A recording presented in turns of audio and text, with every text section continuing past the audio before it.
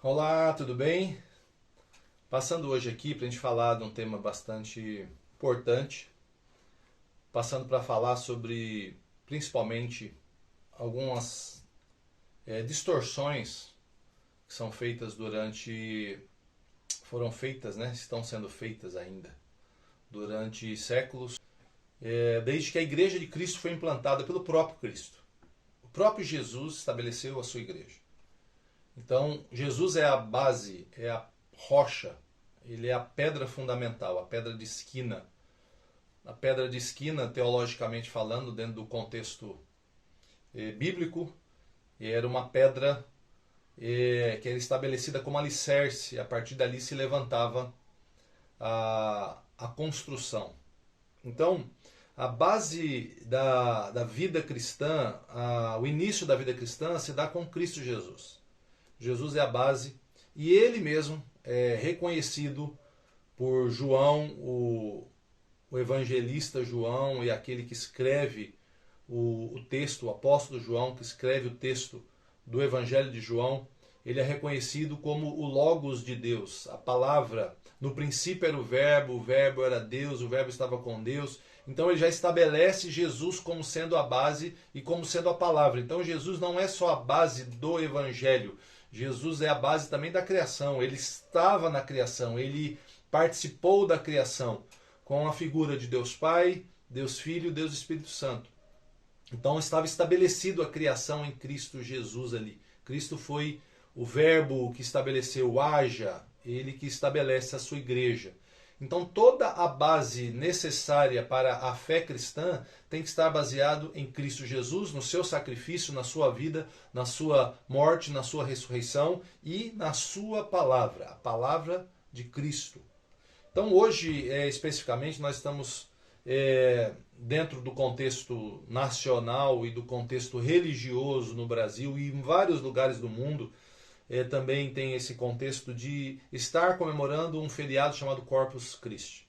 Esse feriado de Corpus Christi, ele está baseado num acontecimento, suposto acontecimento pelo menos, né? Não temos isso aqui escrito na Bíblia. E no ano de 1260 aproximadamente, quando um sacerdote católico, ele então tem um insight lá de estar estabelecendo uma cultura dentro da questão da Eucaristia da Igreja Católica e aparentemente dentro do que se conta lá talvez você vai encontrar isso no site do Vaticano ou em alguns outros vídeos aí no YouTube, na própria internet, essa história é mais completa e mais detalhada, mas ele tinha uma crise de fé e ele acabou tendo uma experiência pessoal ali em relação à presença literal de Cristo na ceia ou na Eucaristia, naquele momento onde na Igreja Católica entrega a hóstia e é tomado o vinho. Isso foi na época do Papa Urbano IV, e aí se começa ali a se estabelecer uma doutrina na liturgia católica, e a partir dali então se tem este momento onde depois se constrói um templo, se constrói toda uma estrutura em cima de um feriado, em cima de um evento relacionado e linkado especificamente com a Igreja Católica. Então, o Corpus Christi não é comemorado pela Igreja Protestante Reformada, a Igreja Evangélica, é um feriado católico. E acabou se implementando dentro do calendário. Porém, eu queria chamar a atenção de vocês para um ponto muito interessante, que inclusive eu trato aqui no meu livro Inversão de Valores.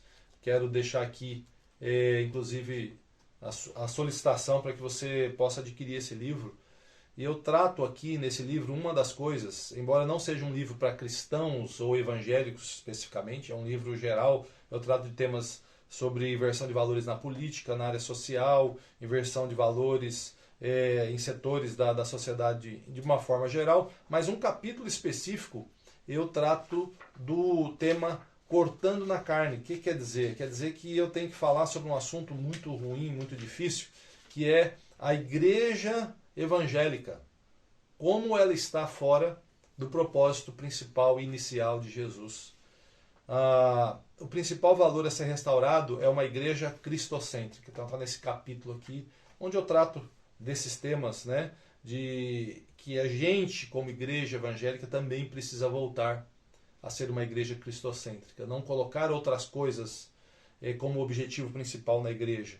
Muitas ações, muitos eventos, muitos objetivos, muitos ideais, né, acabam sendo colocados dentro do contexto da igreja que foi reformada um dia, que houve um protesto um dia, né, que a nossa figura principal do protestantismo, embora tinham outros na época que foram muito, muito importantes também, mas ficou sendo Martinho Lutero quando ele estabelece ali e ele prega as 95 teses na porta da igreja e ele começa a fazer um questionamento por essas 95 teses e ele coloca ali as questões importantes, né, de viver pela fé, de ser salvo pela fé e outras coisas, né, a palavra, somente a escritura. Então tem outros temas que ele aborda ali. Então ele faz uma reforma ali, em tese, ele não tinha essa ideia, a ideia é ele trazer a luz dentro da própria estrutura católica na época para que mudasse.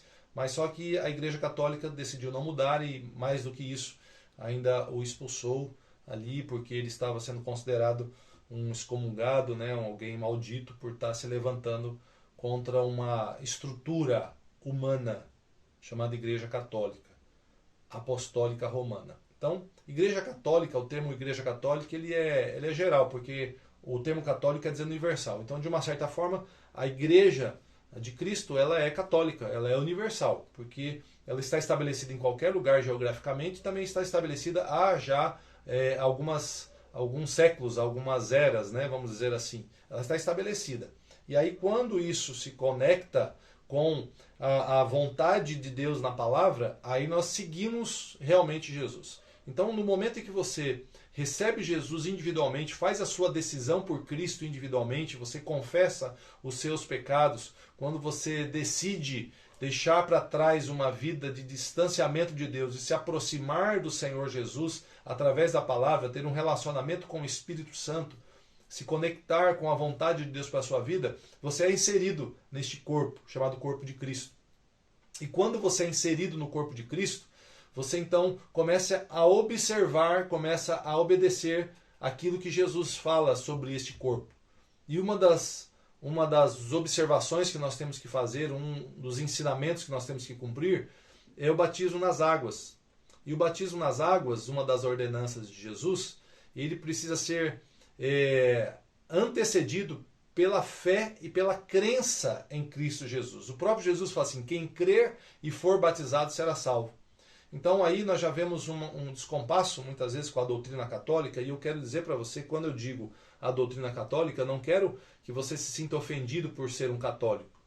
Não há problema nenhum. Inclusive você sendo um católico, se você mostrar para mim algumas discrepâncias que estão dentro do movimento evangélico, eu vou chegar para você e falar assim, realmente, eu também tenho visto isso e tenho, inclusive, lutado com isso, deixando escrito, não só pregado, mas escrito.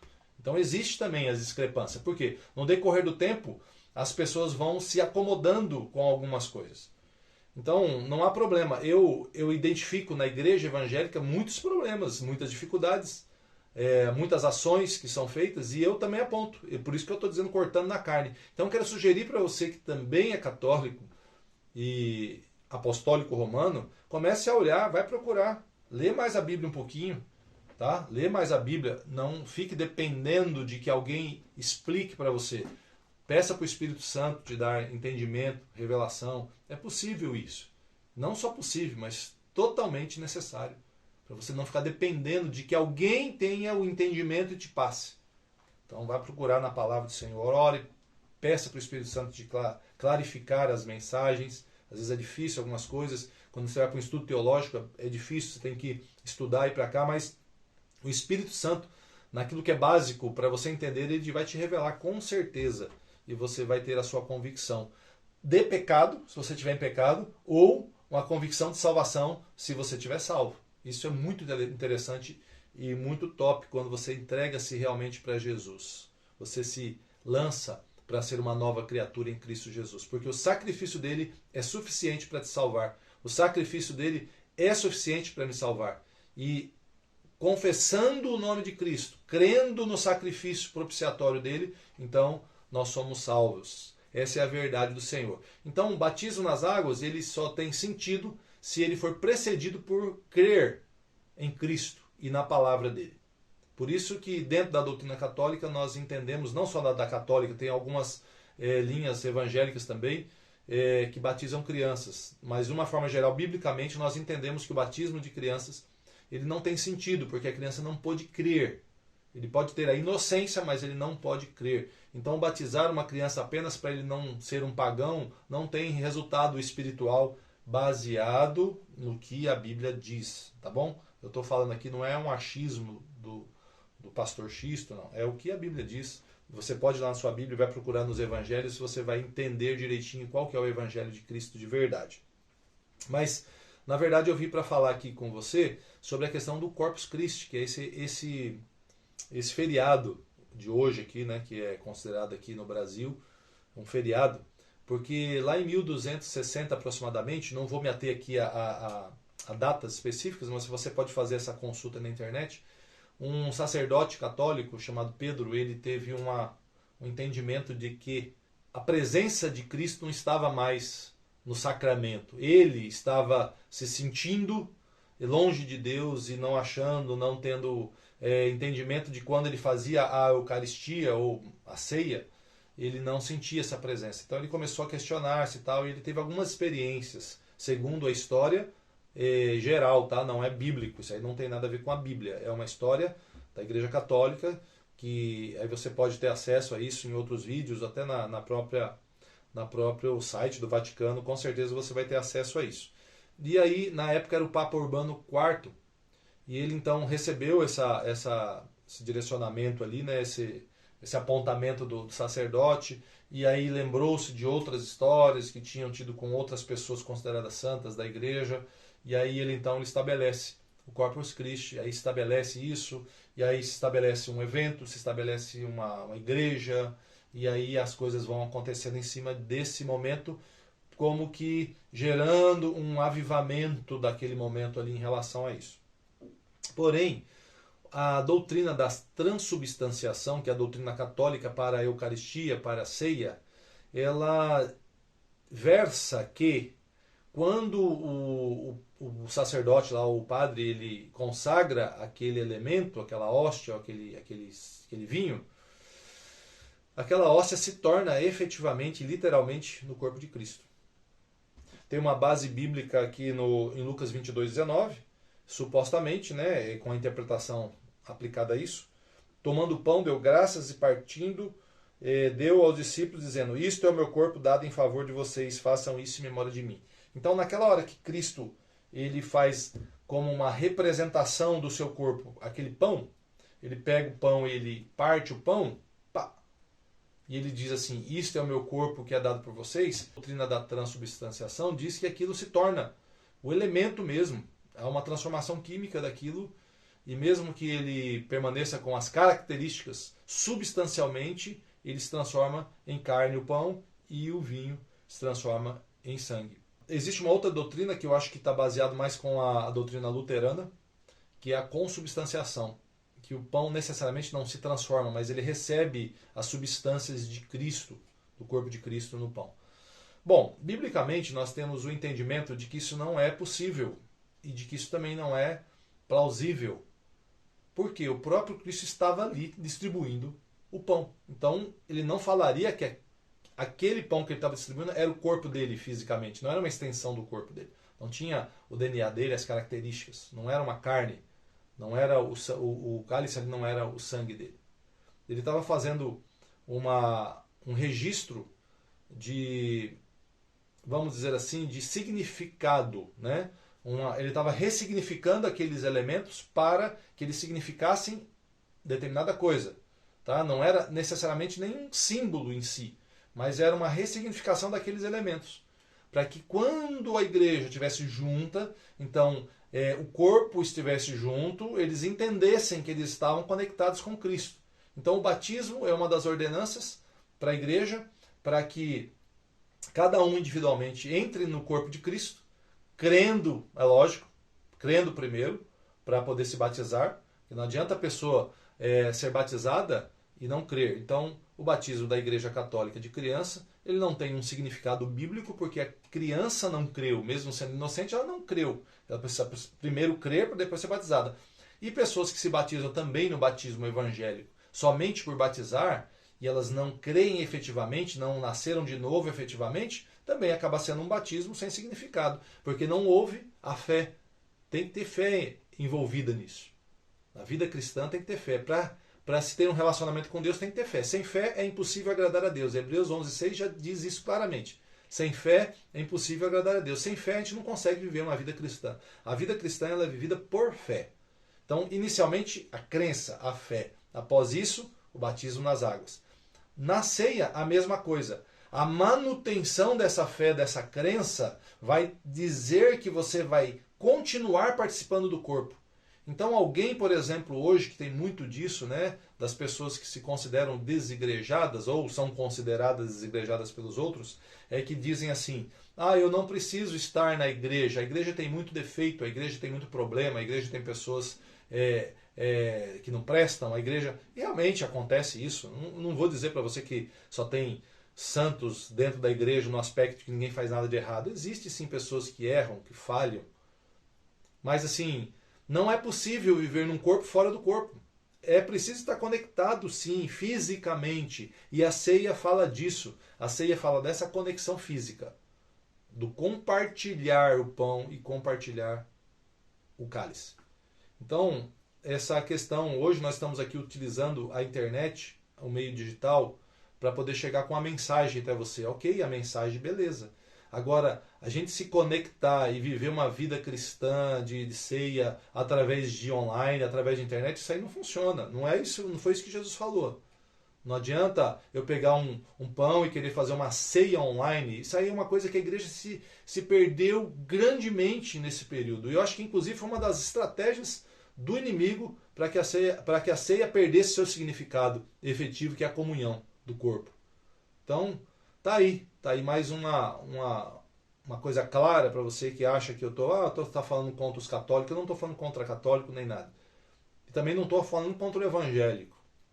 Eu estou dizendo que princípios estão se perdendo, os valores estão sendo invertidos, inclusive dentro da fé cristã. Dentro da fé cristã, e não é de agora, é sempre. Mas agora parece que se tem intensificado isso. Então, o que Jesus estava com os discípulos? Comunhão, conexão, isso precisa acontecer. Isso precisa acontecer.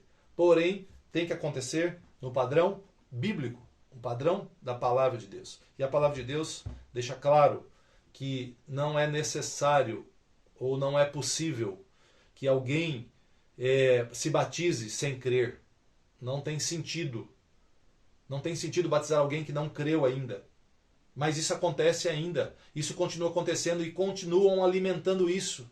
As doutrinas continuam fazendo isso. Não sei com que motivação, embora eu tenha uma percepção de que qual motivação, mas isso está se alimentando. Está se alimentando as pessoas serem batizadas nas igrejas de qualquer forma. Não sei com que motivação, mas talvez eu entenda também que motivação. Estão mantendo as pessoas dentro das igrejas de qualquer jeito. Não sei com que motivação, embora eu ache que saiba com qual motivação. Então, nós temos que voltar a esse princípio da palavra de Deus. Resgatar esses valores. E transubstanciação não é uma doutrina bíblica, consubstanciação também. O que nós temos como uma doutrina bíblica é que Jesus ele deixou uma ordenança para que a igreja dele participe desse momento da ceia do Senhor, todas as vezes que se reunirem para conectar essa comunhão.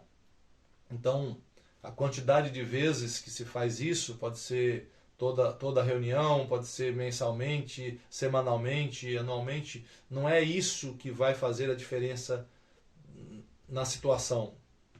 Mas o que vai fazer a diferença é que todas as vezes que estiverem conectados ali na ceia, nós estejamos lembrando, fazendo um memorial da morte de Cristo, até que Ele venha. Porque um dia nós estaremos ceando com Ele na eternidade, aqueles que receberam Jesus, aqueles que permaneceram fiéis até a morte. É isso que eu desejo para você.